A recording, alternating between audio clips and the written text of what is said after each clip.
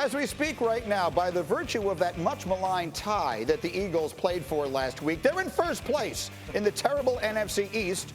No team has more than a single win, so obviously it's very much up for grabs. Let me get Ryan Clark.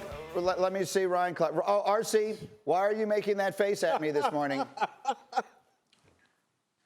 Because I tweeted last night, Greeny, that the worst part about the Eagles winning was that you would come on this show and talk about how valuable this tie is because due to the tie, because they tied in this game, now when winning against the San Francisco 49ers, the Philadelphia Eagles are in first. And that is why I told Rex, Dan, and Ryan that if you go for the tie, it's actually better than a loss. And I don't know why these guys can't understand me. All you football guys think this way.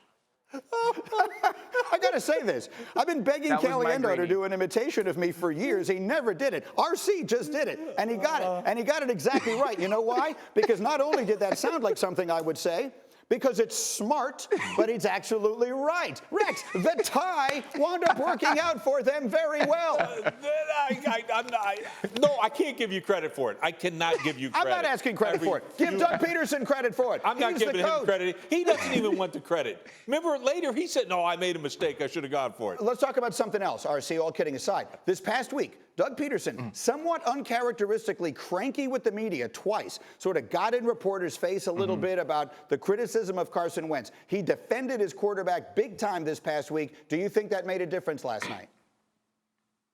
I do. I think having that belief in Carson Wentz is something that Carson Wentz could feel. He went back to North Dakota State last night. He went back to what we saw last season while playing with some people who we didn't even know. Carson Wentz willed this team to a win because he felt supported. He felt loved. And so many times it's been, oh, maybe Nick Foles is the guy, so they got rid of Nick Foles. And you saw some things down the stretch of last season. And with Doug Peterson backing him, with Doug Peterson saying, this is our guy, the things that you are asking about replacing Carson is crazy. Carson went out and played a heck of a game. He was diving for first downs. He was running the football, taking on tacklers, dropping in great passes. This is the Carson Wentz that they need, but they need him when they have their people. They needed this win. He went out and did everything that he had to do, and Doug Peterson is a huge part of that as well.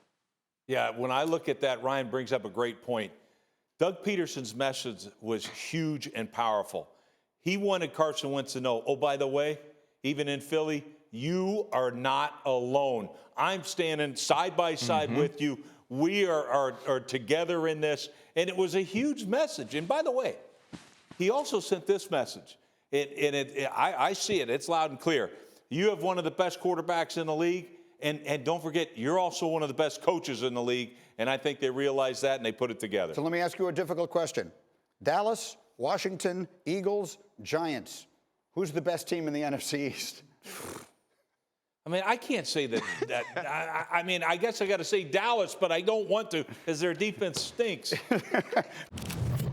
How do you put into your phrasing right now how good the Buffalo Bills are? Well, I think they're an amazing team. Right now, for me, they're in the top three teams in the AFC for me. And so the Chiefs, Ravens, and Bills. Ravens, and Bills. And the thing that's scary is, look, the Buffalo Bills finished the last 2 years second and third in total defense. Their defense is not playing that well right now. But by the end of the year, I have a feeling that defense will catch up to that. They got a lot of different guys in there. They're going to get to the second, third best defense in the league. With this offense, the way they're playing, they can beat anybody. So right now you're going to see, look, they have new players in here. The defense doesn't look the same as we're accustomed to seeing the last couple of years. So look, it's not a panic situation by any stretch. It's just we got to tighten up on defense. Yeah, and I think they will. And they've managed to be 4-0 because their quarterback is playing so well. The big thing about what I'm seeing with Josh Allen is yesterday when he goes down, I tweeted, no, Josh, get right. Because I was nervous because I felt that Josh Allen not being the starting quarterback of the Buffalo Bills hurt our league. I felt like not having him in the running, not getting to see him on Sundays would make football less exciting for the world. And that's how you know a player is making his mark. I picked the Buffalo Bills to win the AFC East this year. I thought that Josh Allen would be better. I didn't think that he would be this Josh Allen. I didn't think that he would be a guy that the game changes based off of what he does and where he is. The throw to Diggs on the corner post late in the game and having that, give him that opportunity for that 50-50 ball, that takes guts.